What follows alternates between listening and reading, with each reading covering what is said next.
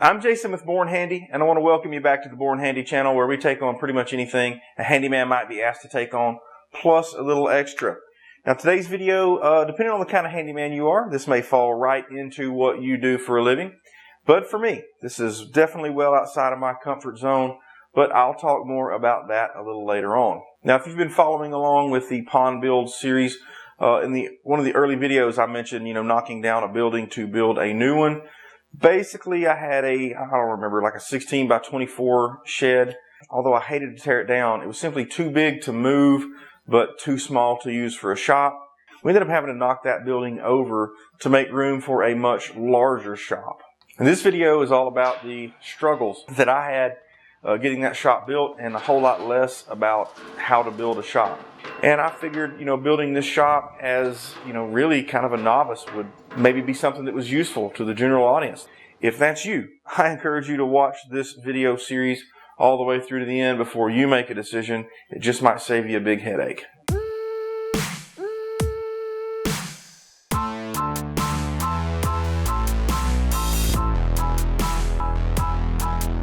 First things first, building was already knocked down by the pond construction guys.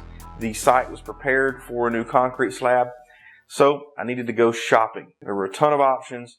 A lot of the places that give you these options are not good about answering questions outside of what fits into their little boxes. The other thing that I ran into was a lot of the places that you send in for a request, they either don't get back with you at all on a price, or they bother you to death.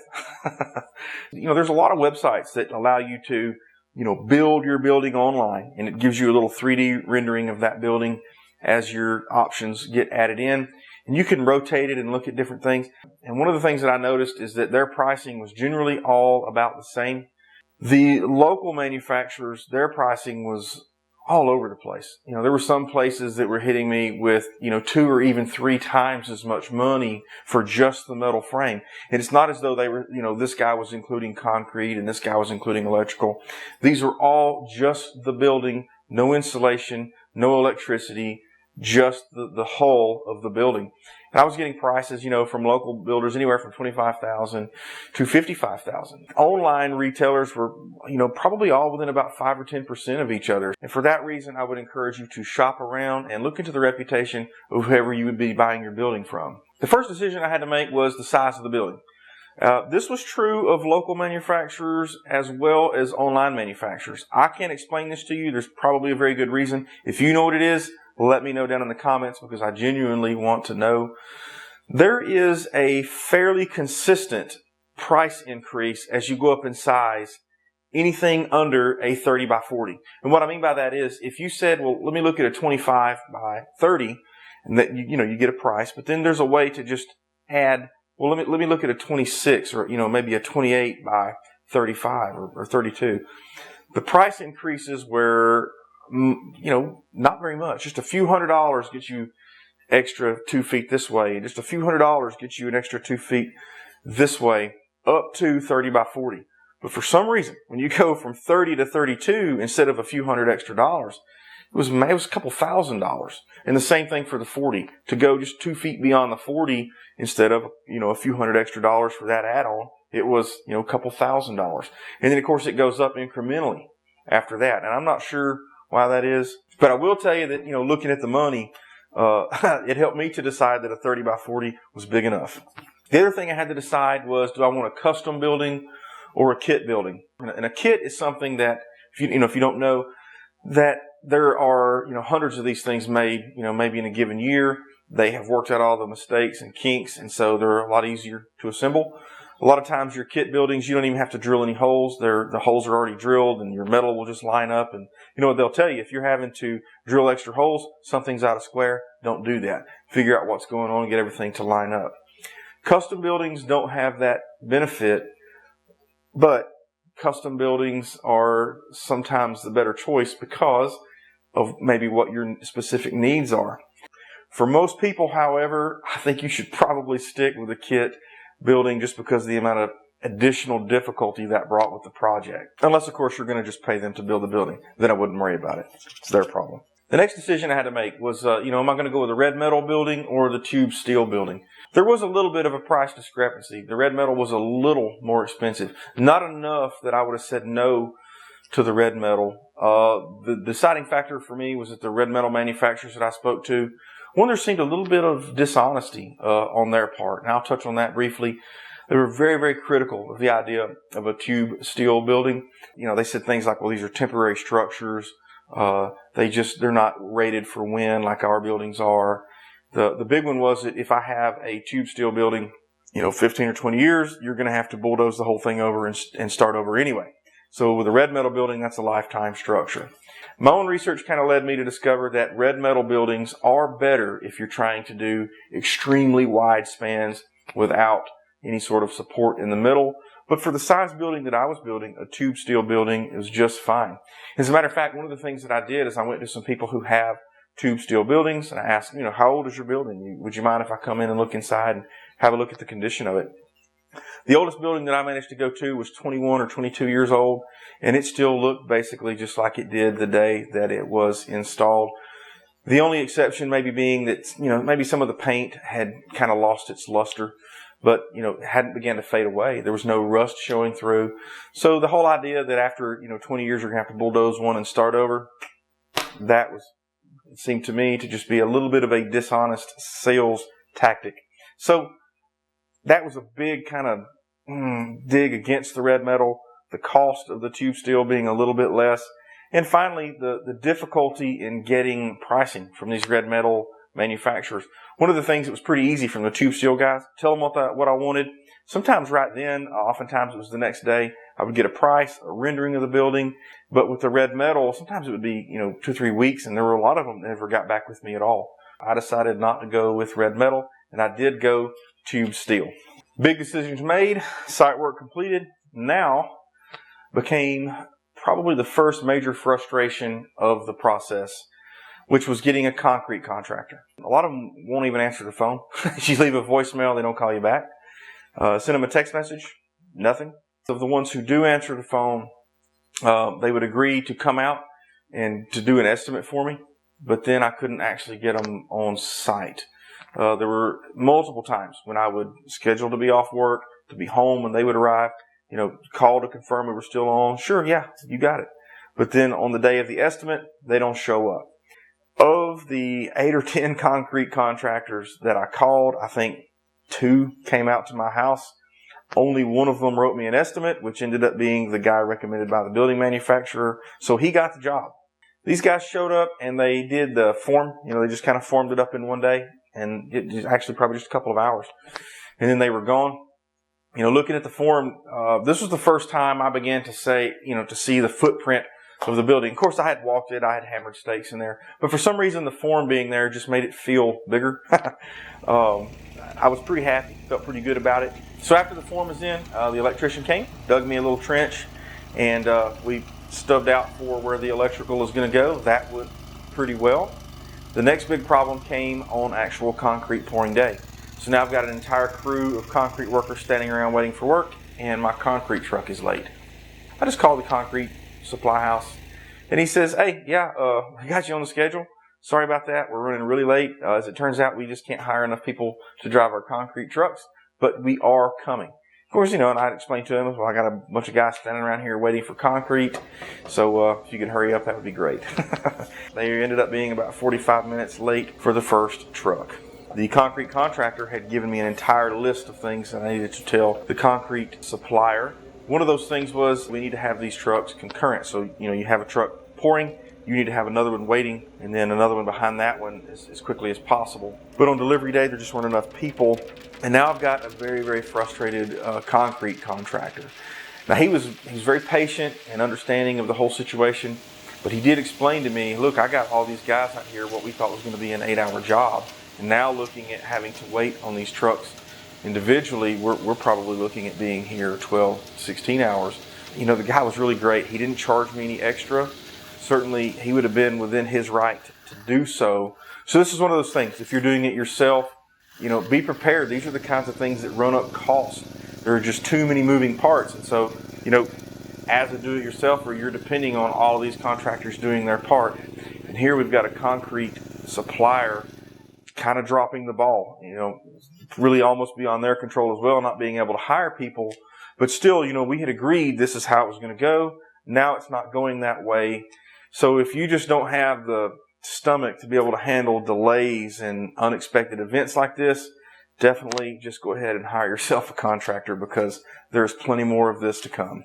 So for the building manufacturer themselves, I ended up going with a company out of Albertville, Alabama called K&G Metals. This is not a paid endorsement. They didn't give me a discount on the building. There is no money changing hands here except the money that I paid them for the building. This is not even really a review on their building. If I had to give a review, I would say I've overall been satisfied. It was not without its bumps and hiccups, for sure. But if I had to do another one of these buildings, I would use K&G Metals again. So if you are shopping and you're local to me, I've been pretty happy with them, especially after talking to some other people who've used other building manufacturers. But I just want to specify for the monetization rules that I'm not being paid by K&G Metals. K&G told me up front that there are going to be delays, that their entire industry is plagued with delays. But it's not just them. I work in the heating and cooling and do some handyman work. Just about every industry that I can think of has been hit by these supply chain issues. Delivery date was almost a full month after our initial expected delivery date. The delivery guys at that point said, well, we're going to do you a massive favor right here, and we're going to go ahead and lay out everything where it's going to go, because this being a custom building, there are no instructions. So we spent the next few minutes unloading. I helped with the unload, not because they needed my help, but just because I was, as we're unloading, the guy was explaining to me these pieces are going to be used for example, your wall studs. This is going to be your header, but this will be the header that's going to go on this end of the building, and this is a header for that end of the building. These are angle brackets, and here's what they're for, and blah, blah, blah, blah. Once we got everything laid out, he walked around with me again. I can't thank him enough. I had a little notebook. I jotted down what everything was for, and felt pretty well armed and ready to get started. So construction day, I rounded up some help. I got myself a duct lift, which is just think of it as a hand crank forklift that you use to hold ductwork up in the ceiling and connect it together. This thing is more than capable of lifting any of the weights that we're going to put on it today, except until it wasn't. We didn't realize it at the time, but the cable on the duct lift had actually hopped over one of the pulleys, and the leverage of the hand crank was just such that you couldn't really feel there was a problem. We got one of the trusses and we screwed it to the legs and started lifting this thing up. And as we are cranking, the lift got into a little bit of a bind. And the guy that was helping just said, maybe it'll just kind of pop through. He gave it a little bit more of a crank. The cable snapped. It sounded like a gunshot went off, This had come 40 feet, 38 feet long truss with the two 10-foot legs on it comes crashing down. We had it almost all the way up. Bent the truss, made a heck of a commotion. I had a neighbor a little bit away had heard it. He actually came down there to make sure that we hadn't been crushed by this falling piece of construction debris. It was a huge setback. It was a massive, massive setback. But we're standing around looking at it. We see how bent it is. We decided we could probably straighten it out. And the neighbor offered to let us use his tractor to come over and help us raise the trusses. So what had kind of started off as a very optimistic day very quickly turned into like heartbreak. And with the offering of a tractor, we were right back on cloud 9 and ready to go back to work. So how does this thing go together? Before we ever attempted to do any lifting, we had taken the floor pieces, what was the bottom of the walls, and we had anchored it to the concrete foundation. The anchoring was pretty straightforward. We just used a concrete drill bit and a hammer drill to drill down. We hammered in these things and screwed and bolted them down. We made sure everything was square and perfect. And when we're doing that, what you'll notice in the video here is that around the perimeter there are these little stumps that stick up. Those little stumps that stick up basically fit inside of what's going to end up being the wall stud. And the same is true of the trusses. So the trusses had these exact same little stumps that stick down, and the wall stud slips over those, and then you screw it to it. Once you get one of these things screwed together, being the truss to the wall studs, this thing will stand up and slip over those little legs on the bottom, and it'll hold itself up under its own weight. The welds were strong enough to support it. I wouldn't try this on an extremely windy day. But, we were dealing with, 5-10 mile per hour winds, and this thing was standing up no problem. Those trusses went up extremely quickly. I think probably we had all of them up within 30 minutes, and it was a huge confidence booster.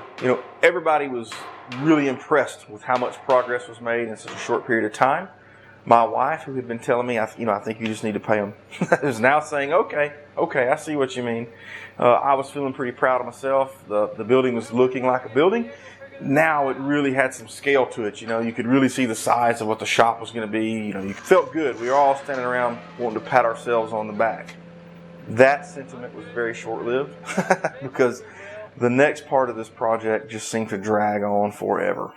So the floor is square and the concrete pad is mostly level, but there are high and low spots in your concrete.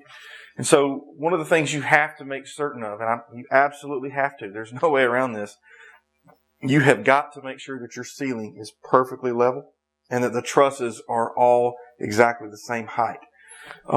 Think about it this way. So, we got everything square. There's potential for the building, to be a little twisted. So even though the floor is correct, or the building may lean this way, or it may, have a little twist in it, we got to take that out. The other thing is that these, you may have a spot that's kind of low in the middle. You've got to get that jacked up. That actually ended up not being too difficult. I did go and buy a pretty expensive piece of equipment to do it. There's probably cheaper ways to do this. I don't know what they are. I went and bought a laser level. And then I determined which one of my trusses was the tallest. And I basically went there and I took a tape measure and I stuck it against the ceiling. And I came down and I made me a mark at basically eye level, which for me was, I think, around 42 or 43 inches. Doesn't matter. I made the mark. Once I had made that mark on the highest truss, I went to all of the rest of them and I measured from the ceiling down to the 42 or 43 inch mark, as long as they were all the same. Then that night I turned on the laser level and I cranked it up so that the laser was shining exactly on the mark of my highest truss. Then I used a jack to jack up all the rest of them so that the mark came exactly in line with the laser level. This actually went pretty well. The roof ended up being exactly perfect. Everything was perfectly level within probably a 1/16 of an inch, and I was extremely happy. It was the next day that I began to run into the real trouble. Girts and purlins are words that you don't hear used in a lot of other industries except for pole barns and metal buildings and things of that nature. They are just the pieces that run parallel to the ground or, perpendicular to your trusses in order to give you something to screw your metal to. This stuff was made out of hat channel. They were all different lengths. I really didn't know where they were supposed to go. I didn't know how many of them I was supposed to space on the wall. I wasn't certain if they were supposed to be exactly the same length apart on center, how many feet that was going to be. I had a ton of questions. This was the first time in the build I felt like I didn't have all the information that I needed. Now, earlier on, in this project, one of the things that I had been told by K&G was, hey, any questions you have, call us and we will be there to answer your questions and get you back on track. They probably would have, except that I'm having to work on this building on my off time after I've gotten home from a long day of work and they are closed. So it's not as though I could call and say, hey, I'm ready to work. Can you tell me where the 14 footers go? Can you tell me where, the 21 footers go? So what I started to do is I just sat down and I ended up designing this building in some 3D software online. I used Google SketchUp. It's a free program you can use.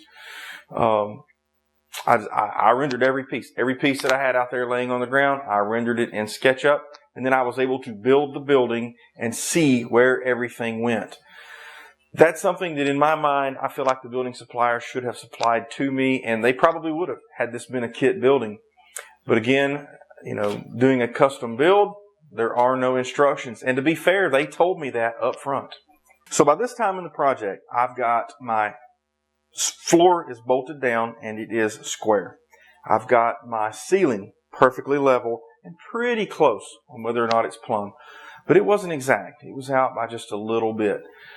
So now that I've got the 3D model, I knew exactly how many pieces that I was going to have left over, how long they were going to be. So I was able to take some pieces that I knew I was going to be using dead last, and screw some of the hat channel to these wall studs and level them as I went at an angle. That allowed me to get the building, from racking this way or this way with a wall. It didn't allow me to fix the lean in or lean out. I did those corrections with some ratchet strap. I think I used a come along and some cable, and I was able to pull the building plumb. Now, in terms of spacing the hat channel on the wall, certainly I could have done these in a way where they were, evenly spaced. But in my mind, I was thinking there's going to be an occasional bicycle bump into the wall. There's going to be occasional basketball or a football or maybe even a tumble. So I did my spacing where a little further apart up top and a lot closer together down below. But your mileage may vary, and that may be something that you see as completely unnecessary. Getting ready to kind of finish the framing. The trusses went up in just a few minutes. The girts and purlins took 16 days. Now that wasn't 16 days of continuous work. That's me getting home and just working on it in the time that I had before the sun went down, spending a little bit of time on the weekends working on it. As I began to end the framing portion of the building, I got to tell you, I had begun to lose motivation. I was regretting the decision not to allow the building manufacturer to just assemble the building. But I did feel as though once I got to the metal siding phase, it was going to go a lot faster. And so I just kind of kept telling myself, hey, you're almost there. Just drive on. I'm not going to lie, there was a little bit of frustration in the household that revolved around this. My wife was saying, I thought you said this was just going to go up way faster than it has. And I was saying, well, I thought it was too. I don't want to say the building manufacturer misled me on that. Their guys probably could have done it in half the time that they told me I could do it. But being someone who doesn't know, being someone who has to just work on it in the downtime, that just made it take a really, really long time. Of course, the warm weather was getting closer and closer, so I felt that pressure of trying to get this building done before the busy season sat in. That was a big stressor. I'm going to tell you though, the one that really, really, really set me back was what was going to come next. So basically, I had put angled hat channel to hold the walls square while I put girts and purlins on the outside. But I was about to need those angle pieces to finish it up. That meant that I was going to have to put metal on the outside of the building to hold everything square. The metal siding would hold it in square as I pulled off these angle brackets. And then I could use that angle bracket where it was supposed to go and rock on. So that's what I did. I started putting metal onto the building so that I could, brace that wall, pull that angle piece off and use it as needed. And I didn't even know it, but I was making a huge, very expensive mistake. I had looked at, how do you insulate a metal building? I got on Google and let's just say Google search led me wrong on that one. I suppose most of the people who search that have a building that's already been constructed and they're looking to insulate an existing building. I just assumed that's how this was going to go. As it turns out, that's not the case. The batt insulation that they provided was supposed to go against the frame, and then the metal siding gets screwed on top of the insulation. But I guess just sloppy research on my side, something I had never done before, allowed me to get the building entirely sided with metal before I discovered that I had made that mistake. Now the answer from K&G Metals was, look, as much as I hate it, you're going to have to pull all the metal off and reapply it. I'm just going to go ahead and tell you right now, it had taken so long. I was already so disheartened. That was just not in the cards. As I told the K&G Metals rep, well, you can put that on my list of things that I'm not going to do. So what did I do now? I started to try to find myself a spray foam insulator. That was about as easy as finding a concrete contractor. I called 5 or 6 companies that do spray foam. Only one came out to my house and gave me an estimate, and he got the job. So now, the building's up. The insulation's been sprayed on. I still have all the batt insulation, which I am still planning on using. All of those things are for another video later on. This video was just getting the building stood up and finished enough to store things in it. I'm going to tell you that my takeaways are, if I build another one of these, someone else is building it. Maybe if I was retired and didn't have anything else to do and built 2 or 3 of these things before, I would feel differently about it. But, I have a full-time job. I got a family. I got to mow grass. I got a ton of things that I have to do on a day-to-day basis that I just don't have time. I just don't have time to go out there and start building a building like this again. Was it all worth it? I guess that depends on how many views this video gets. If there's something that, you saw me do that you had a question about, maybe how I did it, some little bit more clarification on something, let me know in the comments. Maybe I'll make a video about that later on. I will tell you up front, I am not a guru on building these buildings. So take my advice with a grain of salt.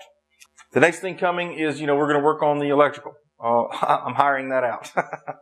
I'm going to get some electricity in the building. We're going to do some lighting, probably do some heating and cooling in there as well. So if you don't want to miss any of those things, make sure that you have subscribed to the channel. Maybe share this content with somebody else that you think might enjoy it, or if they're thinking about building their own building, show them this video. Tell them don't do it. So until next time, this is Jason with Born Handy, and I hope to see you back on the channel when we get ready to take on the electrical.